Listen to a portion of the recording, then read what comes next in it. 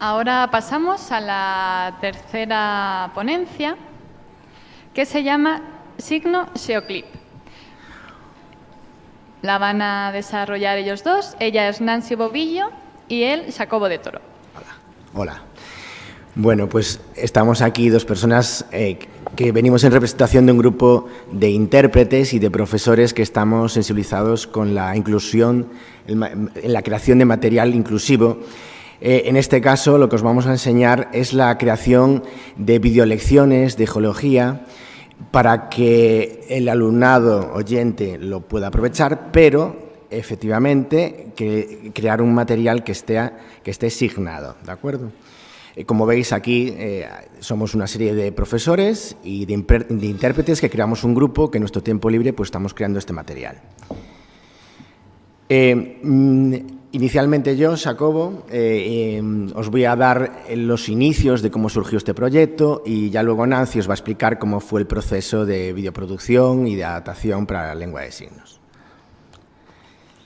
Entonces, ¿qué es Geoclip? Os voy a poner aquí un pequeño vídeo, lo voy a poner con el volumen así bajito, en el que os voy a contar un poco mientras... A ver si lo puedo abrir... Bueno, pues son una serie de vídeos para explicar la geología de tercero y cuarto de la ESO.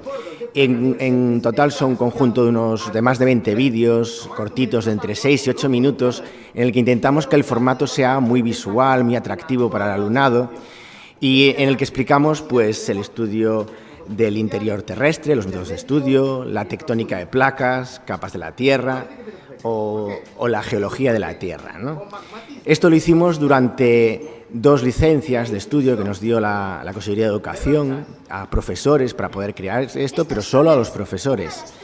Y como veis, pues usamos técnicas de croma, usamos drone, que estáis viendo ahí, porque de esa manera tan visual era mucho más fácil el aprendizaje para todo tipo de alumnados. Nosotros queríamos que el material que creásemos fuera que llegase a la mayoría del alumnado, ¿no? Que fuera lo más accesible posible.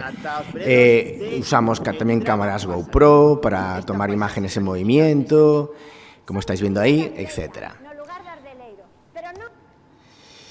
Entonces, como os comentaba, pues el formato intentamos que fuera una producción a caballo o entre la generación youtuber, que es la que están viendo nuestros alumnos, pero también que tenga ese punto riguroso y necesario que necesita un material de tipo científico y para usar en el aula.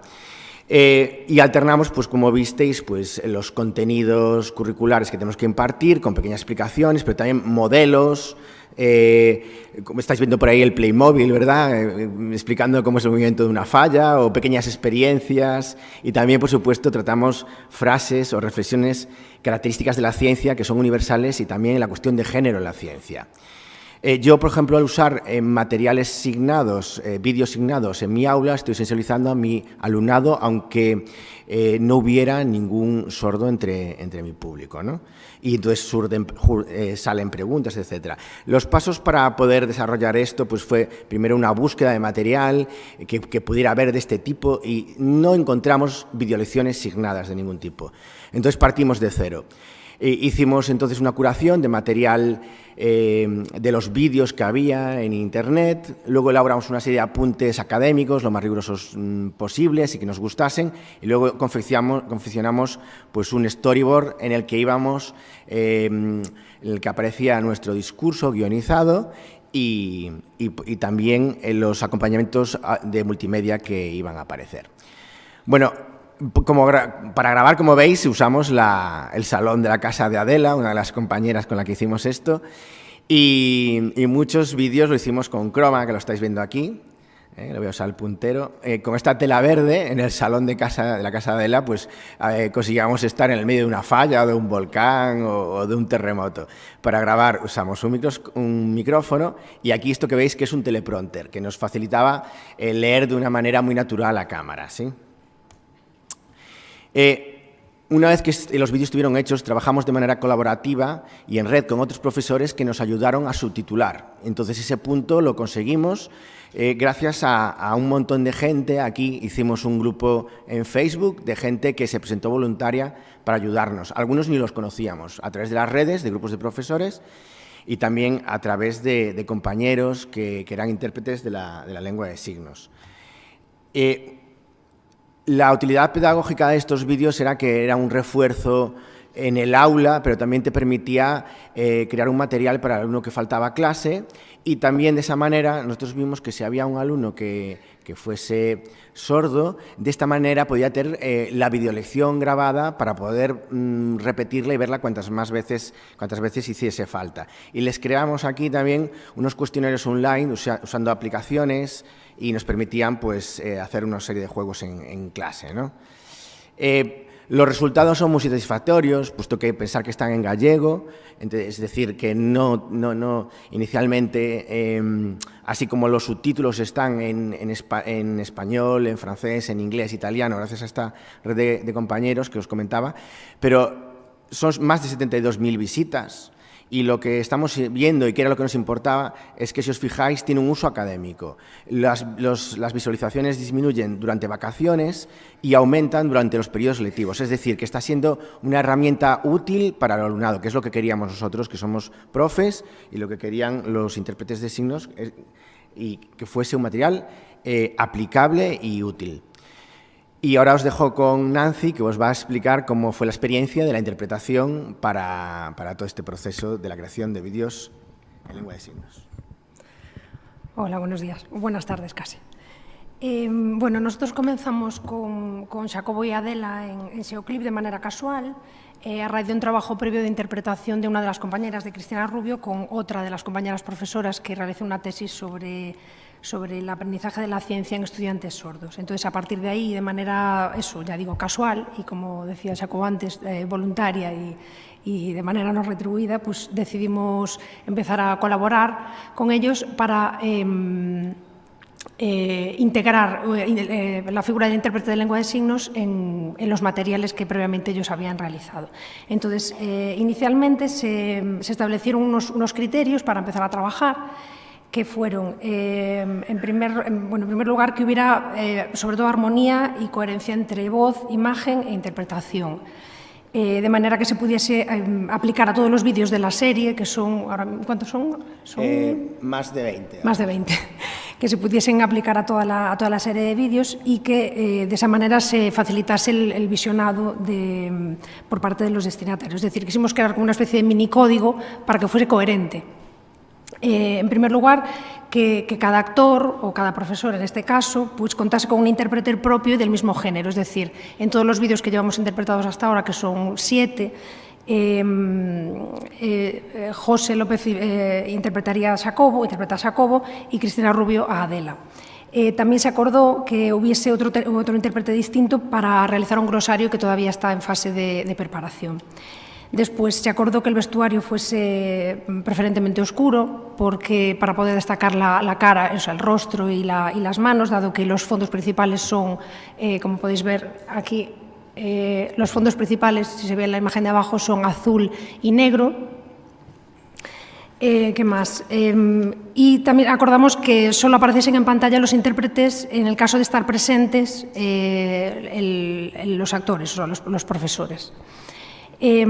Asimismo, que todos los signos relativos a la localización espacial fuesen, en la medida de lo posible, coherentes con el espacio que se está mostrando, y que en ningún caso la interpretación solapase el contenido visual de los vídeos, salvo en el caso de que careciese de relevancia el hecho de que se solapase. Eso se solucionó, como podéis ver en la imagen anterior también. Bueno, no se ve exactamente, pero bueno, se añadió una parte, en el vídeo no se integraron directamente los intérpretes, sino que se añadió, se ladeó el vídeo y se añadió una parte en oscura para poder integrar a los dos intérpretes al mismo tiempo. El proceso de trabajo de interpretación os sonará a muchos, porque es exactamente el mismo que todos los intérpretes llevamos a cabo de manera individual o en equipo cuando tenemos un trabajo de interpretación, que es básicamente la preparación, la grabación y la edición. Durante la preparación, pues básicamente lo que hicimos fue visionar los vídeos. Ellos nos compartieron los guiones que os comentaba antes Xacobo, para poder prepararlos junto con los vídeos. se realizaba una preparación previa y conjunta y una primera propuesta de interpretación, ahí se puede ver en la imagen que yo estoy interpretando uno de los primeros vídeos, y una conversación que tuvimos a posteriori a través de WhatsApp, que es el medio que utilizamos para plantear dudas en el momento en que estamos realizando esta preparación. Se resuelven dudas y cuestiones acerca del léxico, de dudas de interpretación, y se elaboran también propuestas alternativas. Durante la grabación estamos presentes todos los miembros del equipo y los intérpretes de apoyo damos el feedback. Normalmente intentamos grabar de manera continuada, pero a veces no es posible por la velocidad. Entonces se suelen realizar distintas tomas de los vídeos. Y durante la edición también tenemos que participar porque tenemos que adecuar el contenido a la velocidad del vídeo original, sincronizar y detectar posibles errores, que en ocasiones ocurrió, que tuvimos que volver a grabar una toma en la que detectamos un error a posteriori. Bien, el tiempo aproximado más o menos, el que nos lleva en todo el proceso, son en total, dependiendo del vídeo, de la longitud, unas 15 o 20 horas de trabajo. Ahora me gustaría hablaros de las dificultades y los retos que nos encontramos como intérpretes en este tipo de trabajo. En primer lugar, la complejidad del contenido, dado que no somos especialistas en la materia. Entonces, como cualquier trabajo de interpretación especializado, pues requiere enfrentarse a la complejidad de los contenidos que se tienen que interpretar. Entonces, dado el alcance del material, que se puede utilizar hasta un segundo de bachillerato, desde cuarto de la ESO hasta segundo de bachillerato, la complejidad la consideramos alta. Entonces, tenemos que tener especial cuidado con la precisión en el uso del léxico y, sobre todo, concederle mucha importancia al trabajo en equipo.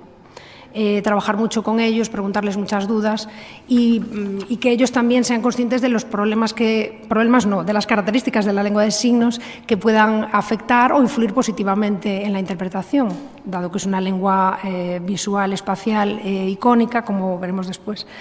Y eso puede ser a veces un arma de doble filo y puede aportar mucho al mismo tiempo. Después, otro de los problemas o los retos es la falta de feedback, es decir, que nosotros como intérpretes en educación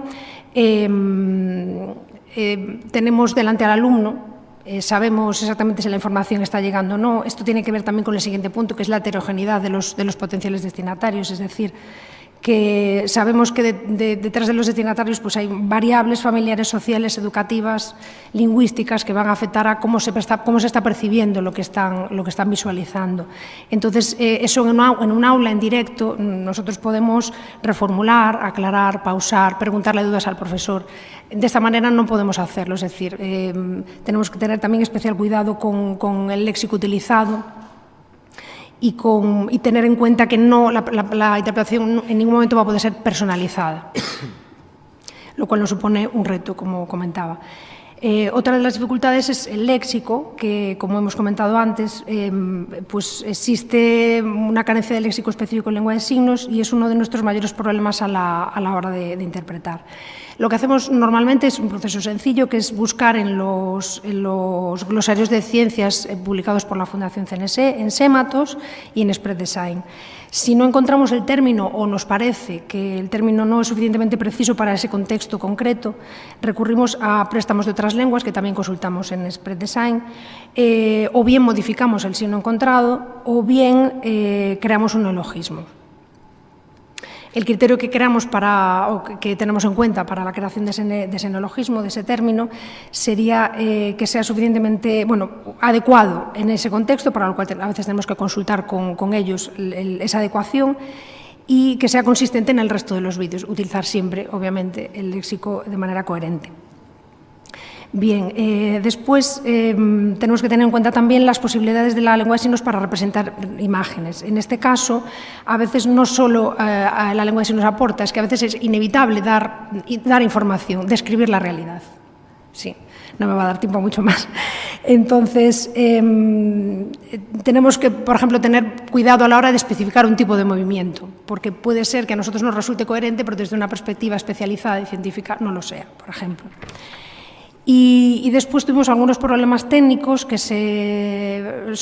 sobre todo relativos a la velocidad con la que hablaban tanto Xacobo como Adela.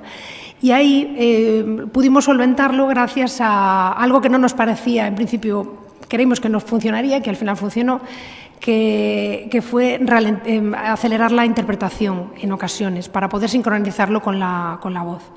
Y funcionó porque realmente es imperceptible, o sea, no se nota. Y bueno, me gustaría poneros algunos ejemplos porque no da tiempo a nada más, casi mejor antes que las conclusiones. Aquí podéis ver, por ejemplo, para ver las posibilidades icónicas, en este vídeo que os estamos poniendo, se ve cómo Cristina utiliza un clasificador para poder expresar lo que está expresando Adela en el vídeo, al igual que José en este. Esta es la corriente de convección, donde se utilizan clasificadores. Vale, nada más, una conclusión breve. Simplemente nos gustaría decir que para nosotros fue muy importante el trabajo en equipo con ellos, sería imposible realizar un trabajo de este tipo, y después también queríamos finalizar con una pequeña reivindicación, y es que todo este trabajo se hace de manera voluntaria por parte de los intérpretes. Nosotros trabajamos en un contexto educativo público, sobre todo dos de nosotras, y no tenemos, por ejemplo, no contamos con licencias, como cuentan los profesores, para poder realizar este tipo de material. Entonces, nos gustaría dejar esto aquí para que se sepa y que, bueno, si se puede, actuar en consecuencia. Y nada más, todo lo expuesto es una descripción de un trabajo en proceso, entonces nos encantará que nos hagáis sugerencias y cualquier aportación. Bueno, muchas gracias. O si hay alguien que quiera ayudar, estamos abiertos a colaboradores. Gracias. Gracias.